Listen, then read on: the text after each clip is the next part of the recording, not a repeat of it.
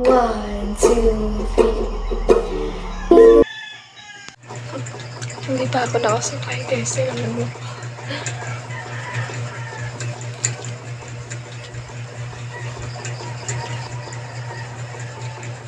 Sila mama tulog pa. Hindi pa lang. So, ayun guys, nakarating na nga ako sa school. At ngayon, wala pa lang bukas sa room. So, nandito na lang po ako sa CR.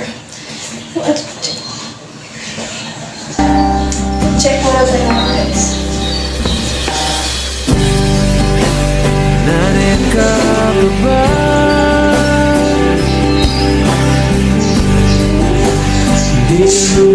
Okay na ba yan? So, ayun guys, napaisip ako na anong hairstyle ang gagawin ko ngayon. Kasi, para akong muna lilipat sa gabi guys. Lalo na kapag, bago akong gising. Ganun talaga yun. Pero don't worry kasi, aayusin ko na to.